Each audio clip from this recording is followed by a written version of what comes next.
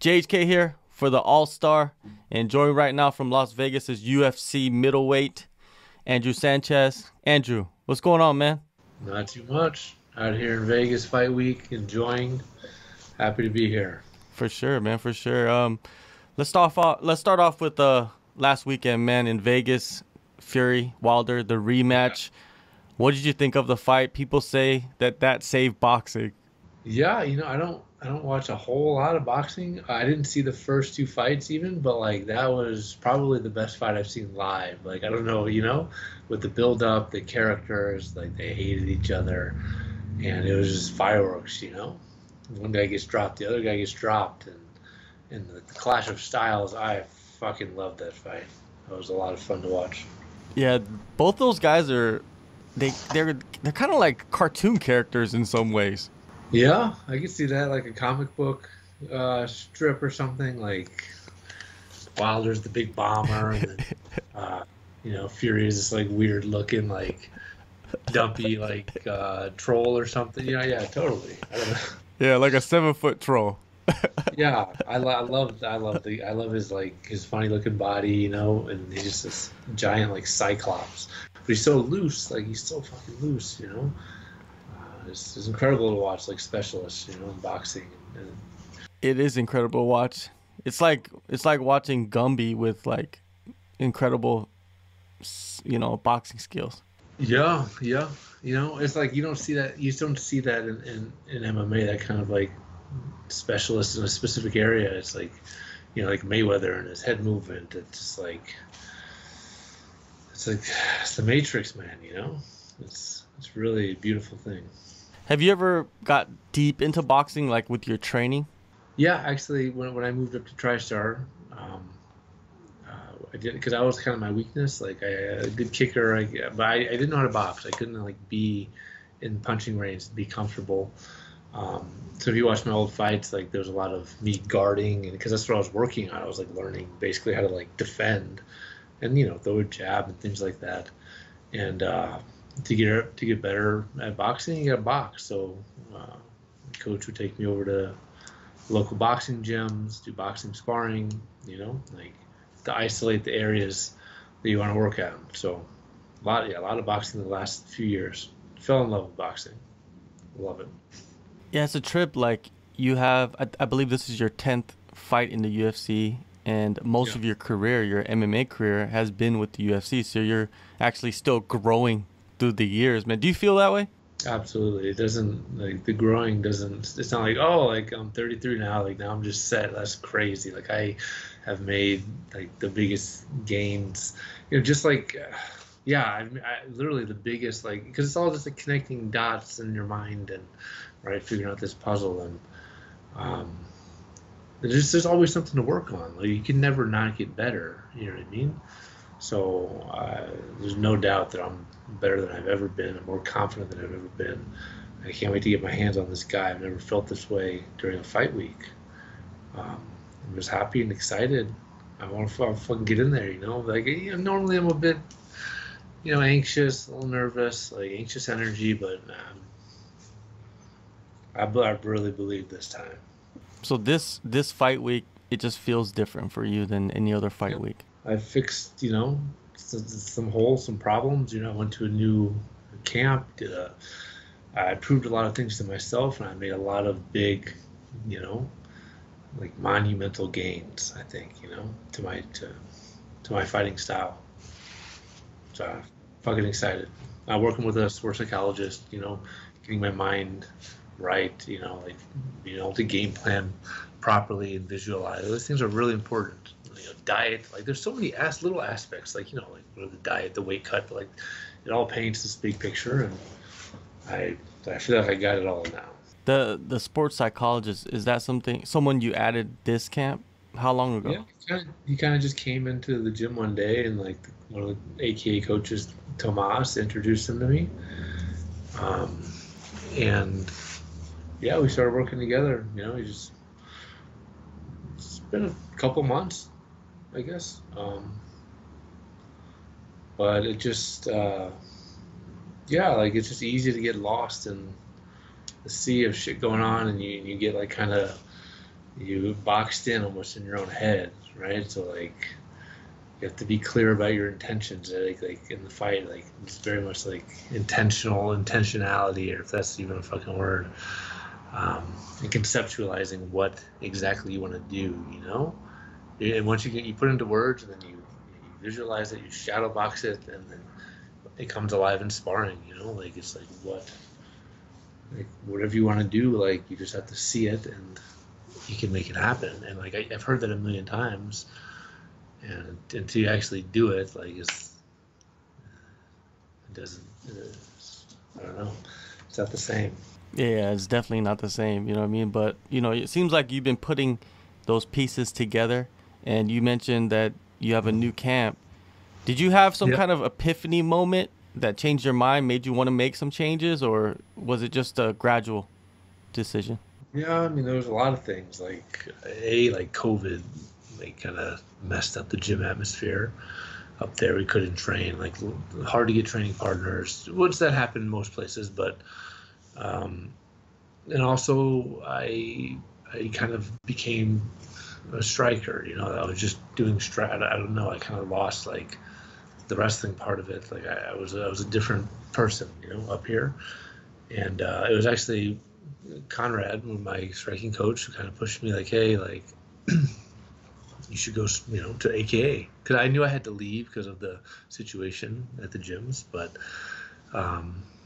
I knew people down at Sanford. Sanford's a really good gym. Like Florida, it's fun. He's like, yeah, it's a great gym. Conrad, my coach, tells me, but you know, you AKA like it's fit for you, right? Like you're a wrestler, to be around wrestlers, like, and he was right. He was right. He kind of pushed me to do that, and it was a bit more uncomfortable, but like well worth it. I didn't know a single soul there. It's a very like niche group, right? Like they have to text the whole team to see like, hey, if somebody on the UFC roster wants to come in, they'll have to text the whole team, make sure everybody's okay with it, things like that, you know. So it took a while to kind of like get comfortable there and like kind of be accepted by the guys. And in the meantime, like I'm the new guy, I'm a UFC guy, so everybody wants to take your head off at a new gym. They want a piece of you, and great sparring, and I get a lot of confidence from that. The jitters, like, is that something that you needed more of, or?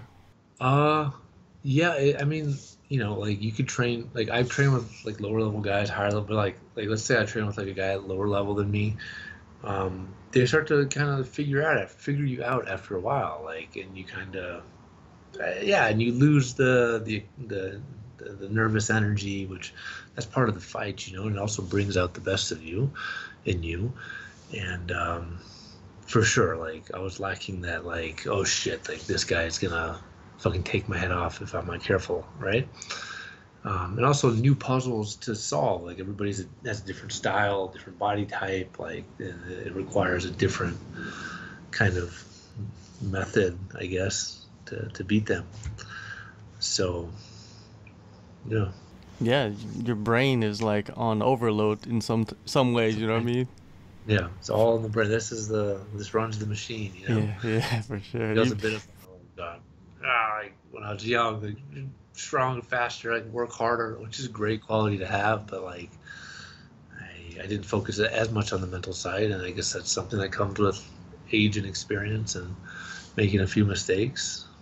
Um, but yeah, it's everything, you know. Like wow, coming here and seeing like Islam and Khabib and like there's so many great fighters. Like the thing I noticed is different is like their mind is just bulletproof. They don't let anything, and they don't question themselves. Like they don't let anything like seep in there and you know, fuck it up. Like so, I'm just following the example. Now let's talk about your opponent, man, Bruno Silva. Do you feel like it's a clash of styles? Uh, I think I have more tools than him. A clash of styles, like he can strike. He's a good striker. He's got big power. We're a bit different stylistically in the striking. He's like wants to bang, you know, and like blitz, and he's kind of He wants to swing on you. You know, I'm more like a bit more elusive, but I have the wrestling advantage. I have the jiu-jitsu advantage. I think on the feet I can dance around and, you know, pick him apart. Like, but like, not to say he's not a good fighter. He's a great fighter. He's knocked out a lot of people, good people. He could knock me out, but I don't see it happening. You know, I'm confident. Is it easier to game plan for someone like him? Because I feel like he's a guy that's just there to knock you out. Not there's no other like there's not a plan B really for him. Yeah, true. Yeah, that's true. Very true. Like if you look at my fights, like years ago, I just wrestled everybody, and then I kind of just struck with everybody. But I wrestled a little. Like I don't know. It's clear that I can do it all, and my style has always been like changing and evolving. So if I were fighting me, I would. I don't know. Fuck. You can kind of do everything. Like, but you know, I guess I would look at my last fights and be like, this is how he's going to fight. But there's just more unknowns, right? If you were to fight me with Bruno, I haven't seen anything too different. But like, it's basic fundamental stuff that he does and he's good at, and that's like what works. So it's like if you're fighting a guy with a really good jab, you know he's going to jab you, and he's still going to jab you. Like if you're fighting Khabib, you know he's going to take you down. He's still going to take you down, right? Because it's like a fundamental thing. You can't just like, yeah, it doesn't matter. So, yeah. So what are we gonna see, man? There, like you said, you've been at AKA. There's a lot of unknowns, but what can be known? What can you tell us? What can you give us? I can tell you that I am. I really feel like the changes that I've made. I've like huge changes. And just like the confidence, man, I'm gonna come in and I'm gonna fight. Like I said before, I've never felt like I just can't wait to fucking get my hands on get in there and lock the door with me with this guy. And I'm gonna dance around like a cheetah, and I'm gonna fucking maul him like a bear. I'm gonna do it all, man. Like I'm gonna pounce, you know, when the moment's right. I'm gonna explode, and yeah, I'd have to fuck up, you know, to lose this fight. I have to make a mistake, and not counting anything out, but I would put your money on me for this one. All right. Let's get to those sports books now. Yeah. Colorado, the athletic commission, they recently adopted the open scoring for boxing and MMA. Did you see this news? The open scoring? Yeah, they adopted it in Colorado. So what does this mean exactly? That means that everybody can know the scores, the judges between rounds. Yeah, so That's interesting. yeah, so it's open. Like if you want to know the score, if the fighter wants to know, the corner wants to know, it's gonna be open for them. What do you think that's gonna? What kind of impact do you think that will have with that knowledge between rounds? So like, wait, we're gonna know like after the fight takes place. No, between rounds. Like after each round, you will know the score that the judges have. So I'm gonna know if I won or lost. Yeah, so if you're going into the third round, you would know the score. Like if it's 2018, 1919. How do you find that information though? They Like, give it in to the you. middle of The the judges are the judges are cage side, so they give the score and then boom, boom, boom, real quick. Everybody knows the score when they go to the corners. When did this get passed? Recently, they've done it before. In I think Invicta had it in Kansas City, I believe, and then Pancrase in Japan. They've been doing it forever. Like if you go watch their fights, they're open scoring. Wow, that's interesting. I mean, yeah, nothing's gonna be like left up to interpretation. You know, a lot of times like fighters like you think they're winning and then they'll like put their foot on the brake a little bit, you know, just stall and then they lose, right? So like it's going to be clear what each fighter has to do. So if somebody's down, it's going to increase like the intensity and the fact that like I got to win this round, like, and they're going to come and they're going to fight differently compared to if they didn't know. So that's interesting. I think it's going to make for maybe more exciting, maybe more fireworks, you know, like, wow, that's crazy. I did not know that. That's good to know. It's a good step, you know what I mean? I don't mind it. I don't mind, like, knowing. But a lot of people, they want to not know. They want the anticipation. I feel like Dana White said that. He said that he's not, like, he doesn't like the open scoring. But hey, you Yeah. know. I guess that as a fan, it is part of the fun of it to like give your 2 cents and call the round and right. Uh, So yeah, I can see that making it less fun for like casual fans and stuff. The only thing that you need is like a penalty for stalling, because if you're up 2 rounds, you know, Yeah, some fighters can yeah, cruise yeah. through, right? So you got to Just have a run it penalty up. for stalling. Yeah, start like sidestepping for Yeah, 5 minutes, you know? yeah. I mean, I guess they do, but it has to be like Yeah, you got to blatant. be fucking stalling, like out of your mind stalling. Exactly, exactly. So Well, man, a couple days, man. You get to go do what you love. UFC I'm very Fight Night, excited. Las Vegas. Thank you, Andrew, Yep. so much, man. Appreciate it, and good luck. Thank you, man. Pleasure.